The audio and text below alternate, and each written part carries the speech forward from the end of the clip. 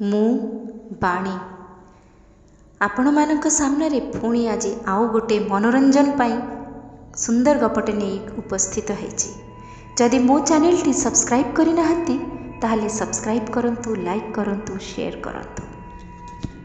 ମୋର ନୂଆ ନୂଆ ବାହାଘର ହେଇଥାଏ ଆଜ୍ଞା। ଅଷ୍ଟମଙ୍ଗଳାରେ ସ୍ତ୍ରୀକୁ ଛାଡ଼ି ଆସିଥିଲି ତାଙ୍କ ବାପା ଘରେ।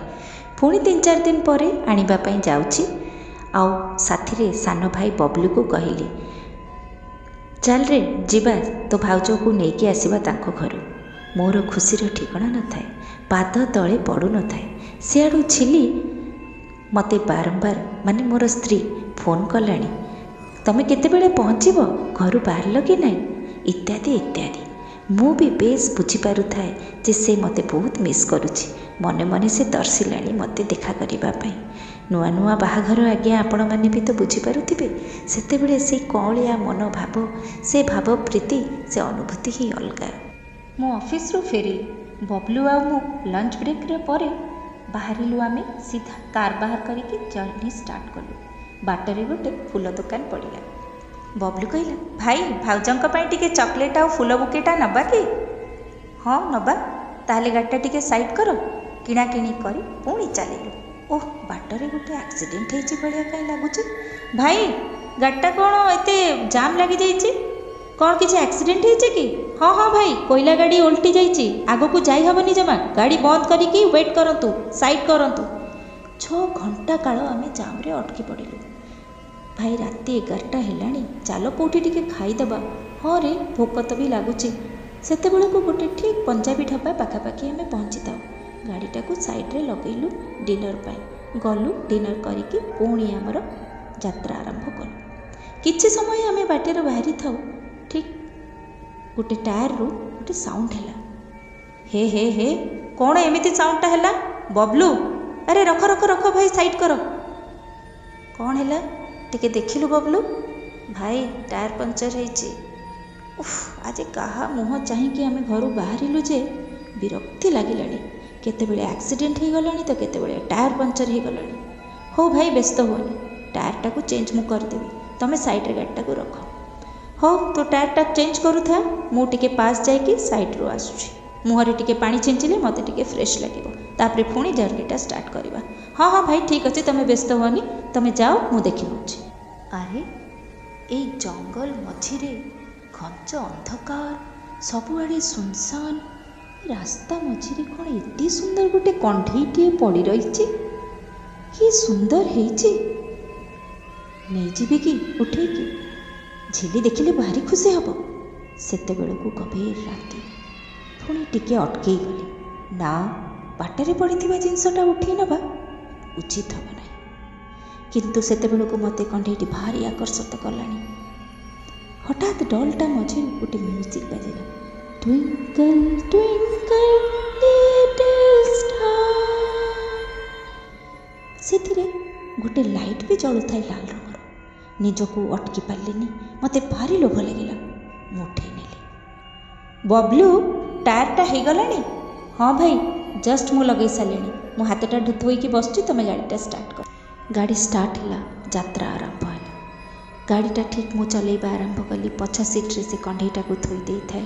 ବବଲୁ କହିଲା, ଭାଇ ମୁଁ ଟିକେ ହାତ ଗୋଡ଼ ମିଲେଇକି ଟିକେ ବସେ, ଭାରି ଟାୟାର୍ଡ଼ ଲାଗିଲାଣି। ସେ ରେଷ୍ଟ ନେବା ଆରମ୍ଭ କଲା, ମୁଁ ଗାଡ଼ି ଚଲେଇବା ଆରମ୍ଭ କଲି। କିଛି ବାଟ ଯାଇକି ଦେଖୁଛି, ମୁଁ ଯେଉଁଠୁ ଗାଡ଼ିଟା ଚଲେଇବା ଆରମ୍ଭ କରିଥିଲି ପୁଣି ବୁଲିକି ମୁଁ ସେଇ ଜାଗାରେ ପହଞ୍ଚି ଯାଇଛି। କ'ଣ ହେଲା? ଏମିତି କ'ଣ? ମୁଁ ତ ଏଇ ଚେକ୍ ପୋଷ୍ଟରୁ ଆରମ୍ଭ କରିଥିଲି, 612 କିଲୋମିଟର ଦେଖାଉଥିଲା।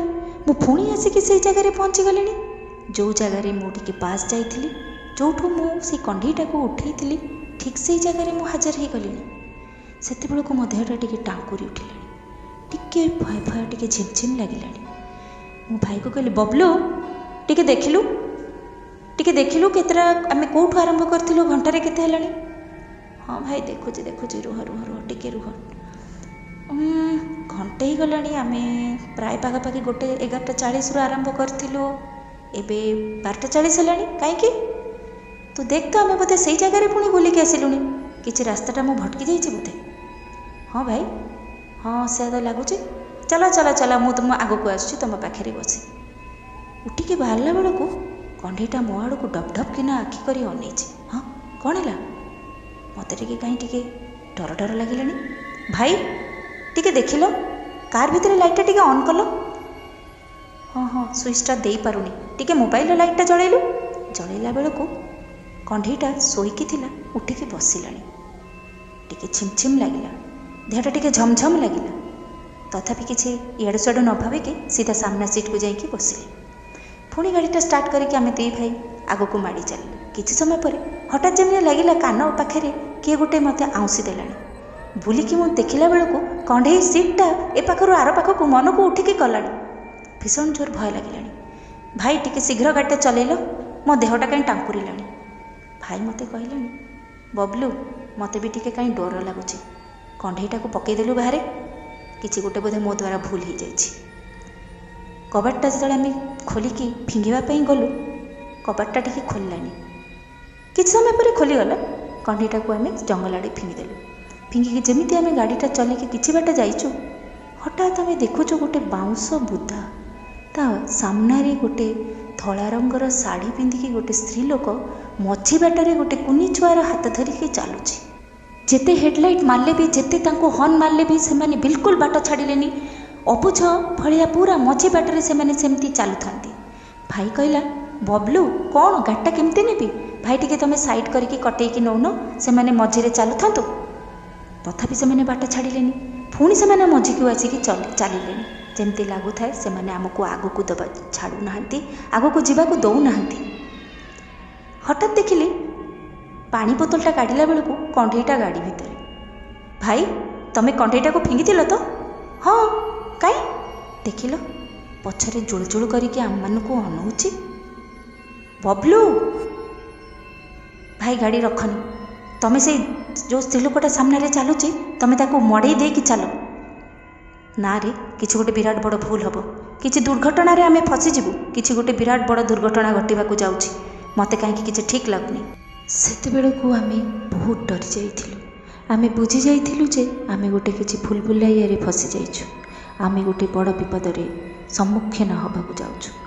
ସେତେବେଳକୁ ଯେତେ ଜୋର ପାରିଲୁ ଆମେ ଗାଡ଼ି ଚଲେଇବା ଆରମ୍ଭ କରିଦେଲୁ। ହଠାତ୍ ଦେଖିଲୁ ସେ ଧଳାରେ କପଡ଼ା ପିନ୍ଧିକି ଚାଲୁଥିବା ସେ ସ୍ତ୍ରୀ ଲୋକଟି ଛୁଆ ସହିତ ଉଭେଇ ଗଲା। ହଠାତ୍ ଆମ କାର୍ର ପଛ କବାଟଟା ଯେମିତି ଖଡ଼ଖଡ଼ ହେଲା, ଯେମିତି କି ଭିତରେ ପଶିଲା ବେଳକୁ ଆମକୁ ଆଉ ସାହସ ପାଇଲାନି ପଛ ଆଡ଼କୁ ମୋଡ଼ିକି ଦେଖିବା ପାଇଁ କି ଆମ ପଛ ସିଟ୍ରେ କେହି ବସିନାହାନ୍ତି ତ। ଆମେ ଗାଡ଼ିଟାକୁ ସାଇଡ଼୍ କରିକି ରଖିକି କୌଣସି ପ୍ରକାର ନିଜ ଜୀବନ ବଞ୍ଚେଇକି କବାଟ ଖୋଲିକି ବାହାରିକି ଦୌଡ଼ିବା ଆରମ୍ଭ କଲୁ। ଦୌଡ଼ୁ ସାମ୍ନାରେ ଦେଖିଲୁ ଗୋଟେ ଗାଁ ଭଳି କିଛି ଗୋଟେ ଦେଖାଯାଉଛି। କୌଣସି ପ୍ରକାର ସେ ଗାଁ ଭିତର ଆଡ଼କୁ ଆମେ ଦୌଡ଼ିବା ଆରମ୍ଭ କଲୁ। ଆମର ଚପଲ ଫପଲ ଗୋଡ଼ରୁ ସବୁ ଛିଞ୍ଚତ୍ତର ହେଇକି ପଡ଼ି ସାରିଲାଣି, ଆମକୁ କିଛି ବି ଦିଶୁନି, ଆମେ ପୁରା ଥକି ଗଲୁଣି, ଆମେ ଧଇଁସଇଁ ହେଇଗଲୁଣି, ଆମେ ଆଉ ଦୌଡ଼ି ବି ପାରୁନୁ। ଧୂଳି ଧୂସର ହେଇକି କୌଣସି ପ୍ରକାର ଯେଣେ ତେଣେ ଆମକୁ ଦୂର ବାଟରେ ଗୋଟେ ଦେଖାଗଲା, ଗୋଟେ ଡିବିରି ଜଳୁଥିବା ଗୋଟେ ଚା ଦୋକାନ ଭଳିଆ କିଛି। ଜୀବନ ବିକଳ ହେଇକି ସାହାଯ୍ୟ ମାଗିବା ପାଇଁ ଆମେ ଦୌଡ଼ି ସେଠି ଯାଇକି ପହଞ୍ଚିଲୁ। ଭାଇ ଟିକେ ପାଣି ପିଇବ, ପାଣି ଟିକେ ମିଳିବ କି? ପାଣି ଟିକେ ମିଳିବ କି? ଏତିକି କହୁ ଆମେ ସେଠି ଗଳି ପଡ଼ିଲୁ। ସେ ଲୋକଟି ବାହାରିକି ଆସିକି, ଭାଇ ଆପଣ କେଉଁଠୁ ଆସିଛନ୍ତି, କୁଆଡ଼େ ଯାଉଛନ୍ତି, ଆପଣମାନଙ୍କର ଏମିତି ଅବସ୍ଥା କାହିଁକି? ଆମକୁ ଟିକେ ସେ ପାଣି ବୋତଲଟି ବଢ଼େଇ ଦେଲା। ଟିକେ ଶାନ୍ତି ପାଇଲୁ, ଟିକେ ବସି ପଡ଼ିଲୁ, ଟିକେ ପାଣି ପିଇଲୁ। ତାଙ୍କୁ ଆମେ କହିଲୁ, ଆଜ୍ଞା ଏମିତି ଘଟଣା ଘଟିଛି ଆମମାନଙ୍କ ସାଙ୍ଗରେ। କହିଲେ, ଆଜ୍ଞା ଆପଣ ସେଇପଟୁ କାହିଁକି ଆସୁଥିଲେ? ଆଜି ତ ଅମାବାସ୍ୟା ରାତି, ଆପଣ ଜାଣିନାହାନ୍ତି ସେଇ ଘାଟି ବାଟରେ ବହୁତ ଦିନ ବର୍ଷ ପୂର୍ବରୁ ସେଠି ଗୋଟେ ଆକ୍ସିଡେଣ୍ଟ ହେଇଥିଲା। ଗୋଟେ ମା ଆଉ ଛୁଆ ଉପରେ ଗୋଟେ ଗାଡ଼ି ମଡ଼େଇ ଦେଇଥିଲା। ସେଇ ଦୁର୍ଘଟଣାରେ ସେଠାରେ ସେମାନେ ତାଙ୍କର ମୃତ୍ୟୁ ଘଟିଥିଲା।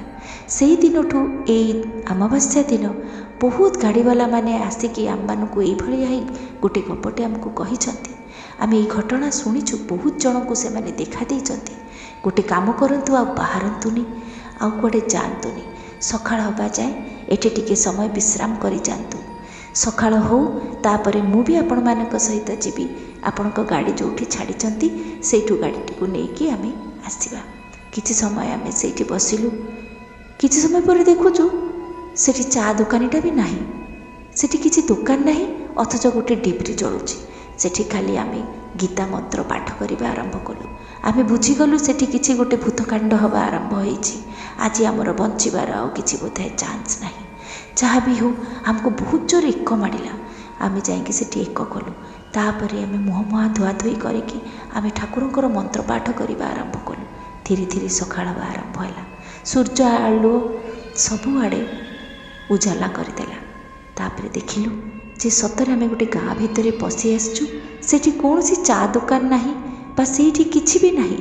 आम आज जाए भी जानीपारूनी आमको से पानी बोतलटा बढ़ेला कि आम सागे कथा है कि से रहस्य आज जाए भी रहस्य होकर रहीगला। से किछि समय जे आम सागे कौन घटिला कौन होगला गोटे स्वप्न भाया लगे। आम ठीक भाव आज भी आम ठीक करके जानीपारूनु कौन एक्चुअली से दिन होता। आबछा आबछा मन पड़े से जोठू कंढईटा गाड़ी भितर पशिला ता परठू जमती सबकिछि गोटे स्वप्न भाया।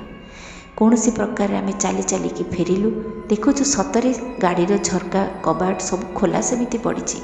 आम देखिलु ना सेठी कंढई अच्छी ना किछि अच्छी। एटा किछि स्वप्न तो नुहे एटा किछि आम भावु तो नथिलु ना आज्ञा एटा सत। एटा आम अंगे लिभेइछु।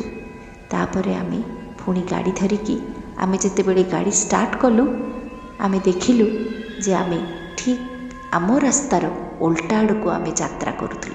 पुणी गाड़ी बुलेकी आम आम निजर स्थान को पहुँचिलु।